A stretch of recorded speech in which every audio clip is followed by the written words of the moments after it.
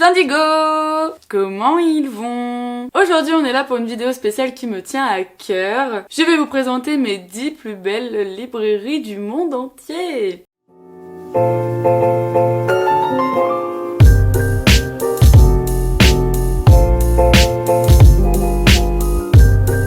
Ce fut un classement très dur avec beaucoup de recherches. Les librairies, je trouve qu'il n'y a rien de plus beau, voilà, sur Terre. D'ailleurs, je rêve d'en ouvrir une, un jour peut-être. Ces espaces spacieux, hyper singuliers aussi de par des décorations incroyables, des ambiances, des idées, des thématiques, des réunions, des communautés. La librairie dénonce ce qu'elle a envie de dénoncer. En bref, à chaque fois que je voyage, je visite au moins une librairie et encore, j'essaie d'en visiter encore plus. Je trouve que ça reflète énormément la pensée culturelle du territoire et en plus de cela ça réunit plein de monde. L'odeur est incroyable, l'odeur des livres, et nous pouvons découvrir tellement dans un si petit lieu. C'est parti! En 10e position, la librairie Acqua Alta à Venise en Italie. C'est une librairie extrêmement atypique qui prévoit les inondations. Acqua Alta, vous avez des librairies dans des baignoires, dans des gondoles, tous entassés les uns sur les autres et absolument pas classés. Donc bon courage aux libraires qui travaillent là-bas, mais ça rend vraiment le lieu unique. L'eau et le papier ne font pas du tout bon ménage, mais dans cette librairie ça fonctionne parfaitement bien. Donc si tu vas à Venise, il faut que tu ailles visiter cette magnifique librairie. En 9e position, la librairie Shakespeare et compagnie à Paris, en France. Je la trouve pas forcément magnifique, même si je suis encore jamais rentrée dedans. Par contre, vraiment ce qui est incroyable dans cette librairie, c'est qu'elle a été créée par un Américain qui a créé sa librairie en France. Puis c'est une librairie qui a été reprise bien évidemment depuis. Et surtout, il y a des grands écrivains du monde entier qui ont participé à cette librairie, qui sont passés, qui ont même dormi dans cette librairie. Nous pouvons citer Scott Fitzgerald, Hemingway. Voilà, rien que ces noms-là, on se dit oh my god. On peut également la qualifier d'utopie sociale. Ça réunit énormément de monde, même des personnes qui écrivaient qui sont pas forcément devenues célèbres, ils sont venus. Et vous avez les libraires d'époque qui disaient par contre tu me laisses un petit mot au cas où si un jour tu deviens célèbre. Malin le lynx. Les auteurs célèbres étaient en contact direct avec le public et vraiment voilà, ça fait très intellectuel. On a un côté enchanté aussi, enchanteresse dans cette librairie très belle. Et voilà, c'est une légende, je veux dire, il y a eu trop de personnes. Zadie Smith également, Anaïs Nin. Si tu veux ressentir l'aura des plus grands écrivains du monde, va à Shakespeare & Co à Paris. En 8e position, le Boekkonen Dominikanen, c'est une librairie qui n'est pas facile à dire, à Maastricht, Pays-Bas. De base, c'est une librairie dominicaine qui a perdu ses fonctions religieuses et depuis 2007 c'est devenu en fait une librairie. C'est assez hardcore, c'est incroyable, et en 2008 elle a été élue la librairie la plus belle au monde. Imaginez voilà, vous vous baladez dans une église normale, vous achetez un bouquin en même temps et puis c'est vraiment très bien aménagé, c'est très joli, c'est spacieux, c'est beau, et puis il y a toujours des fresques religieuses, etc. C'est incroyable de se dire mon église a perdu ses fonctions religieuses et je vais mettre une librairie. Trop beau. Donc, si tu vas au Pays-Bas, passe par là. En 7e position, The Last Bookstore à Los Angeles aux États-Unis. C'est une librairie extrêmement atypique, tout simplement parce que elle est très spacieuse, elle a plusieurs pièces avec plusieurs œuvres d'art de la ville exposées, des œuvres d'art locales. Et du coup voilà, ça change énormément d'ambiance un peu partout où vous allez. Voilà, c'est limite un musée d'œuvres d'art et en même temps vous pouvez acheter votre bouquin, vous poser. C'est aussi une disquerie et voilà, c'est vraiment si vous voulez être dans un univers hyper atypique dû à sa diversité, et vraiment je la trouve unique. Si vous cherchez une librairie homogène, ce sera pas votre cam, mais par contre vraiment si vous cherchez une librairie avec différentes énergies, il faut foncer à Los Angeles. En 6e position, Don't Books à Marylebone, je sais pas comment le dire, à Londres. C'est une librairie magnifique pour plein de raisons. Clairement on dirait que c'est la librairie de Poudlard quoi. Déjà à l'entrée vous avez vraiment du gros bois massif avec du verre, etc. Vous êtes en mode oulala, c'est quoi cette librairie magique? Et vous rentrez dedans, c'est spacieux, c'est lumineux, il y a de la verrière, il y a du bois de partout. Je rêve vraiment d'aller dans cette librairie. Vous avez des petits coins lecture de partout, c'est paisible, c'est magique, c'est beau. Et vraiment si vous voulez vous sentir comme un élève de Poudlard quoi, qui va chercher son livre enchanté, mais il faut absolument aller à Londres pour aller voir cette librairie parce que franchement, moi quand j'ai vu les photos j'étais en mode bon en fait je veux ça dans mon manoir, dans mon futur manoir, que je n'aurai jamais.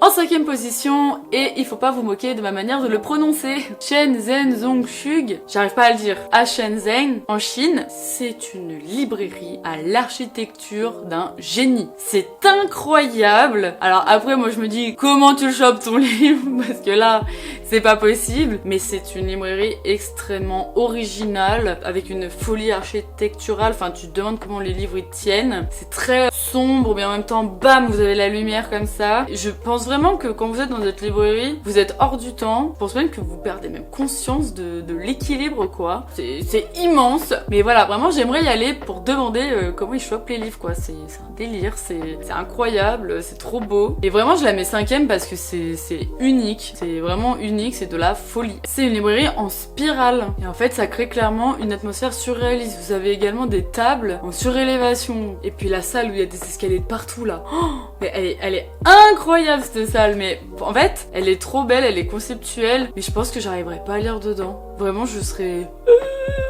Ça me rendrait trop folle. Donc si tu veux aller voir une librairie en folie, pas en Chine. Là on rentre dans mon top 4 là vraiment c'est mes 4 bébés d'amour. En 4e position, Carturesti Carusel, Bucarest en Roumanie. Cette librairie est splendide. Elle est magique. Mais pas magique à l'ancienne. Magique contemporaine. Et puis elle est extrêmement élégante, elle est trop belle. En fait, c'est anciennement une banque qui est devenue une librairie. Vous avez une vue magnifique sur la ville. Vous pouvez vous acheter de l'alimentation bio et boire du bon vin. C'est vraiment le lieu pour être tranquille, relax et franchement être dans la rêverie, quoi. Moi, ce qui me rend assez folle, c'est les rambardes. Je les trouve... Mais qui fait ça? Qui arrive à faire ça en fait? C'est trop beau. Je pourrais passer une année entière et dormir là-bas s'il le faut dans cette librairie. Elle est trop belle. Donc si un jour je vais en Roumanie, je pense que ce sera vraiment la première chose que je ferai, aller dans cette librairie. En 3e position, et ça a été ma favorite pendant des années, El Ateneo Grande Splendid à Buenos Aires en Argentine. C'est une librairie qui est dans un ancien théâtre. Je vous laisse imaginer déjà comment c'est spacieux rien que là. Et puis la mise en scène est juste folle, avec son accueil, son couloir, sa scène. En 2008, elle a été élue la 2e plus belle librairie du monde, après celle de Maastricht, l'église. Et en 2019, elle a été élue la plus belle librairie du monde par National Geographic. Vous avez plus de 120 000 ouvrages dans cette librairie. L'architecture théâtrale est juste splendide. Je pense que le seul problème de cette librairie, c'est qu'elle est bondée de touristes, donc vous pouvez pas être tranquille. Et je pense que c'est ça qui fait qu'elle a baissé dans mon classement. Vous avez une fresque magnifique au plafond. Et puis je veux dire, enfin elle fait 3 étages, enfin il y a vraiment de quoi faire si tu veux trouver un bouquin, mais je pense que tu peux trouver 1000 bouquins là-bas que tu n'as jamais vu ailleurs. Puis vous pouvez boire votre petit café en vous baladant dans un théâtre ancien, voilà, enfin je veux dire c'est... Pour moi elle devrait faire partie des plus belles merveilles du monde, enfin c'est incroyable d'avoir fait ça. Et de gérer tout ça, parce que la personne qui est directrice ou directeur de cette librairie, mais je me dis mais comment elle fait quoi? Donc t'es là, t'es en Argentine, tu profites de la chaleur et du soleil, hop tu vois une énorme devanture et là tu rentres et bam tu découvres ça. En fait c'est comme si tu découvrais une grotte avec plein de pierres précieuses dedans quoi. Tu t'attends pas à ce que ça soit aussi énorme et beau. Enfin bref, un jour j'irai en Argentine rien que pour ça. En 2e position, la Livraria Leo. Je ne sais pas le dire, je suis nulle. À Porto, au Portugal. Elle est élue en 2008 comme la 3e plus belle librairie du monde. À mes yeux c'est la 2e. Elle a un style moderniste et néo-gothique qui rend parfaitement bien en fait. Plein d'auteurs disent qu'elle est la librairie la plus belle du monde. Elle a énormément de vitrages. Ses escaliers sont vraiment magiques. En fait, tout est décoré. Les escaliers sont incroyables. Les plafonds, mais c'est tellement beau. Le vitrage est beau. Les lampes sont belles. Il y a tout qui va. Il y a vraiment tout qui va dans cette librairie. En fait, c'est un bordel harmonieux, c'est très harmonieux, c'est beau, on dirait qu'on est dans un autre monde. Et paraît-il qu'elle a eu la réputation en fait d'être la librairie qui a inspiré J.K. Rowling pour la librairie Fleury et Bottes, même si l'auteur a démenti, car effectivement elle n'a jamais eu connaissance de cette librairie. Mais pour vous dire à quel point c'est magique, c'est une librairie qui a vraiment travaillé au millimètre carré, que ce soit par son plâtre, son bois. Il y a trop d'éléments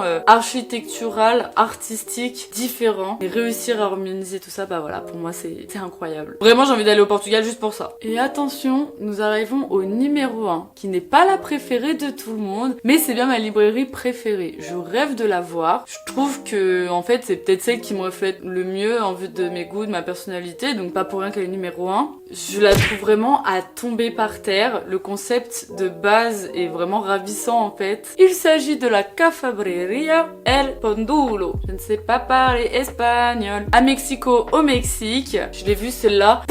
Elle m'a désintégrée direct. C'est une librairie qui possède un énorme palmier en plein milieu de sa librairie. Et en fait, le sommet du palmier est sous vitre. Et waouh. Alors déjà, vous savez pas à quel point j'aime les plantes, mais j'aime énormément ça, vraiment de plus en plus. Donc déjà, je kiffe. Et en fait, il y a vraiment plein de plantes de partout, sur les rambardes. Enfin, elle est trop belle. C'est une librairie qui accueille énormément de monde. On peut y travailler, on peut y étudier, on peut s'y reposer, on peut écouter de la musique aussi d'ailleurs. On peut lire et on peut y manger. Il y a tout ce que j'aime quoi. C'est une librairie qui a été créée en plein dans un hangar vide et il y a différentes plateformes, niveaux en fait. Et du coup voilà, comme je vous disais, vous avez des boutiques, des zones de travail, un bar-restaurant et en fait vraiment t'y vas, tu peux faire plusieurs choses, plusieurs activités, c'est cool. Mais vraiment chacun est dans son intimité en même temps. Et en fait t'es là, tu passes d'une rue extrêmement fréquentée à un endroit hyper paisible. En plus je viens de voir que le palmier il avait 80 ans.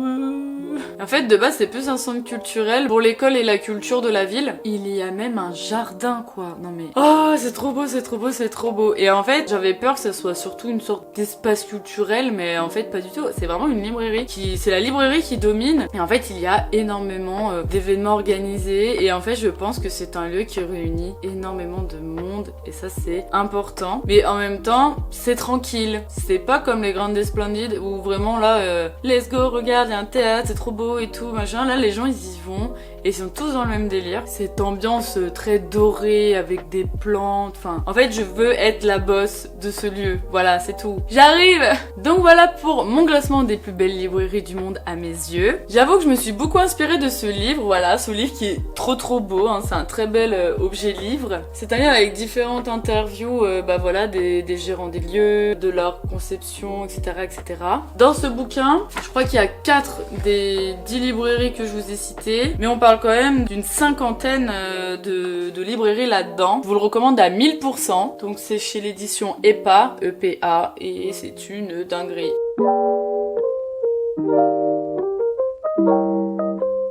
J'espère que vous avez kiffé cette vidéo. N'hésite pas à me dire laquelle toi tu préfères de mon classement ou peut-être tout simplement ta préférée El Mundo. Il est extrêmement important que les librairies continuent à vivre et qu'il n'y ait pas les sites marchands internet pour nous corrompre. Les librairies restent des lieux vraiment de rencontre, de partage. C'est vraiment, voilà, culturellement c'est indispensable. Plus il y a de librairies dans nos quartiers, moins on irait sur internet. En fait, je souhaite vraiment que presque tous les quartiers du monde aient sa petite librairie ou sa grande. Un monde sans librairie, ce serait trop triste en fait. Donc n'hésitez pas à aller continuer à acheter en librairie, à soutenir ce milieu-là. Je t'invite à mettre un pouce sur cette vidéo, à t'abonner à ma chaîne YouTube La Page Indigo, à mon Instagram la.page.indigo, à mon TikTok La Page Indigo et à mon Twitch La Page Indigo-du-bas pour l'émission Indé Indigo. Et je vous dis à bientôt, prenez soin de vous, à pouette.